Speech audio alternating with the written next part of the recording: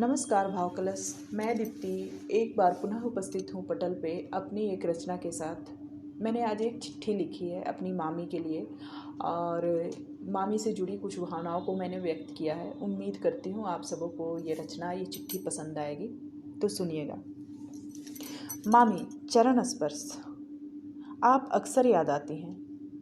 कब, क्यों और कैसे ये कहना तो मुश्किल है, पर जब कभी ज़्यादा कठोर होकर अपने बेटे को डांटती हूँ या जब कभी बड़ी कुशलता के साथ मक्के की मोटी रोटी मिट्टी के तवे पे आसानी से बनाकर अपने हमउम्रों के समक्ष प्रशंसा की पात्र बनती हूँ, शायद तब, क्योंकि आपसे मैंने बहुत कुछ सीखा। कुछ आपका स्वभाव और कुछ आपकी कार्यकुशलता। मामी, आपके व्यक्तित्व को जितना जान पाई, जितना समझ पाई, उसके आधार पे बस इतना कह सकती हूँ कि आप ऊपर से कठोर पर अंदर से बड़ी ही सरल थी।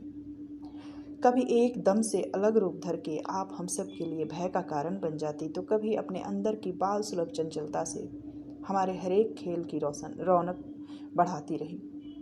आपकी 3 बेटियों संग मैं और भैया ऐसे हिलमिल गए थे जैसे हम 5 अपने ही भाई बहन हों। याद है जब कभी आपके संग हम घूमने के लिए कहीं बाहर जाते तो आप सबसे कहती, 5 मेरे ही बच्चे हैं। और हाँ मामी, वास्तव में आपने माना भी। बराबर की डांट मुझे और भैया को आपसे मिलती रही। पढ़ाई से आपका विशेष लगाव दिखता था। हम सब के संग आप भी अक्सर कई मीनिंग्स याद कर लिया करती थी और अक्सर अपनी शिक्षा न पूर्ण कर पाने की ग्लानि से भी भर जाती थी। शायद यही कारण था कि हम सबको आपने पढ़ाई का वो समुचित माहौल दिया जो शायद आपको नहीं मिल पाया था। मैं और भैया 10वीं की बाद अपने आई की पढ़ाई करने के लिए दूसरे शहर चले गए। हालांकि आपकी तबीयत पहले से ही ठीक नहीं रहती थी, पर बाद में आपकी किडनी की समस्या का पता चला।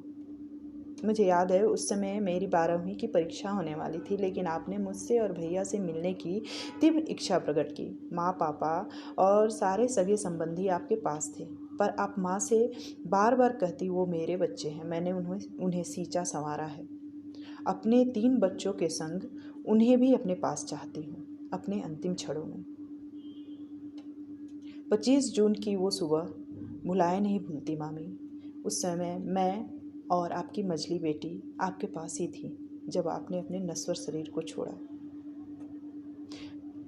सच में कहूँ तो आपके जाने के बाद बहुत कुछ बदला, पर वास्तव में यदि कुछ नहीं बदला तो वो है आपकी स्थिर स्मृतियाँ, जिसमें आपसे जुड़ी अनेक खट्टी मीठी बातें हैं। अक्सर आपके 5 बच्चे जब मिलते हैं, आप नहीं होकर भी उपस्थित हो जाती हैं वहाँ मूर्त रूप में। यदि पूर्व जन्म और अगले जन्म की बात सत्य है तो निश्चय ही आप मामी नहीं, माँ रही होंगी या होंगी। धन्यवाद मुझे सुनने के लिए।